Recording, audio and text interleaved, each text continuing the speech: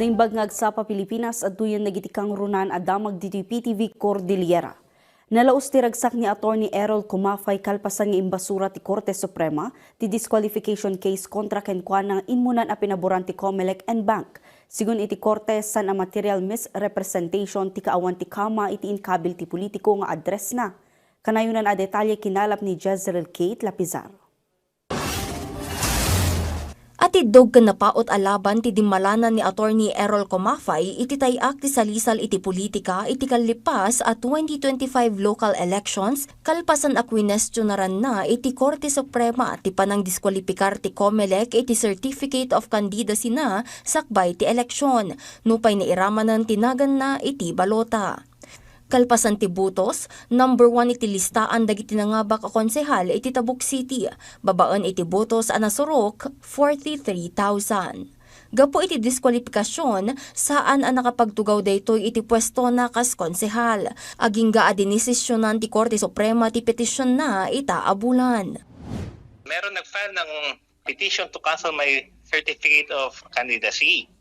Allegation niya ay nag-misrepresent ako ng aking address dahil yung address ko raw ay hindi matatagpuan dito sa Tabuk. Sinagot natin yun, sinasabi natin na ang hinahanap ninyo ay kama na nakasulat sa pang item sa COC na parehas ang address ko at nandun yung kama na hinahanap. Iti desisyon ti Supreme Court, ti kaawan iti kama iti address ni Kumafay ket saan amang ipasimudaag iti material misrepresentation ang maisupadi iti desisyon ti Comelec and Bank.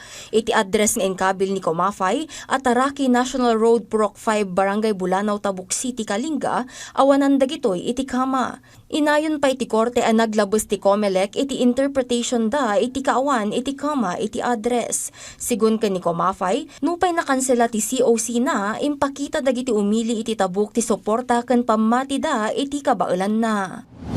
Ang kaso ko po ay hindi lang po simpleng ito po ay may mga tao na gustong pumigil. Ayaw nila ako makaupo dahil nga po sa aking pinaglalaban na pinangako ko na kapag ako manalo, lalabanan ko ang korupsyon. Kahit hindi pa ako nakaupo ay linalabanan ko ng korupsyon sa Tabuk. Urayan ti Comelec Tabuk City ti dokumento ti desisyon ti Supreme Court para iti sumarunong nga aksyon da may papan iti daytoy. Kailangan namin yung whole text of the decision para malaman namin kung ano yung i-order ng Supreme Court na next step ng Comelec. Whether i-proclaim namin siya or ano pa ang mga bagay na dapat namin gawin para we have to read the dispositive portion na nakasaad sa whole text ng decision. Kinunanapay ano adda ti order of proclamation ken maanal ti proklamasyon dagiti sigud a 10 a konsehal ti Tabuk, otomatiko a maikat ti pwesto ti maika-10 a konsehal gaputa agbalin a rank 1 councilor ni Attorney Kumafay a nakaala ti kaos.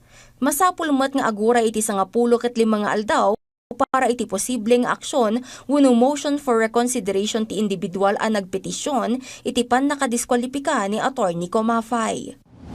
Kung wala siyang ginawang loob ng 15 days na step, magpa-final yung decision ng Supreme Court. Kasi may available recourse pa naman yung petitioner dyan na mag-file ng MR kung ano pa dyan, pero I doubt na magpa-file pa siya. Hindi na siguro magpa-file yan because very clear naman yung decision ng Supreme Court. Jezreel Kate Lapizang TV, iti baro at Pilipinas. Sigurado tilinak kan kaplanag nga festival iti Baguio City nang ipatungpal ti pulisya kan ti BFFI iti walkthrough. Manamnama mo ti 1,000 akamang ti pulisya nga agwanawan ti syudad kabayatan ti piyesta.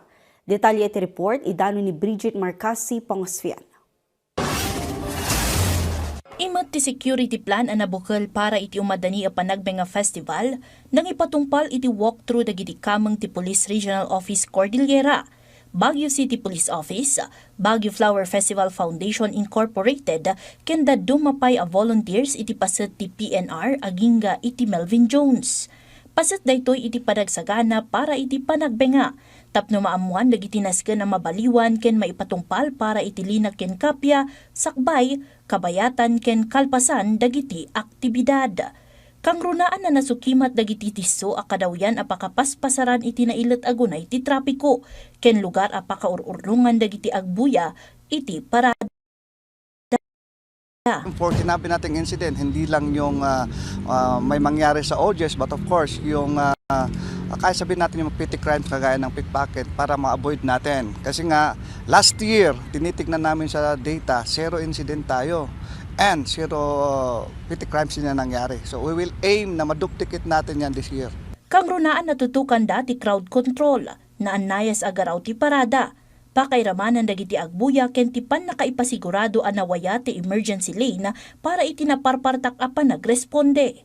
Kabayatan na, nasurok sa nga 1,700 a personnel ti Baguio City Police Office ken volunteers ti manamna mga agwanawan para itilina ken kapya kabayatan ti makabulan a selebrasyon.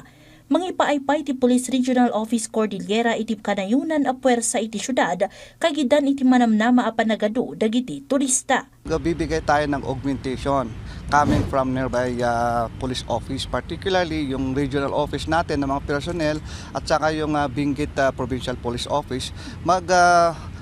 Magtutulong din sila, magbibigay din sila ng augmentation personnel. And of course, yung mga force multipliers na itatap ng Baguio Nabalakadan dagiti umili ken bisita a sumurot kadagiti maipaulog a paglintigan iti selebrasyon ti panagbenga. Bridget Marcasi Pangosfian para iti Pambansang TV iti baro. Dagiti kang runan adamdamag diti PTV Cordillera kanag social media platforms ti PTV Cordillera iti Facebook, TikTok ken YouTube. Kita ngayon sa probinsya siya ni Audrey Villena na imbaggal daw.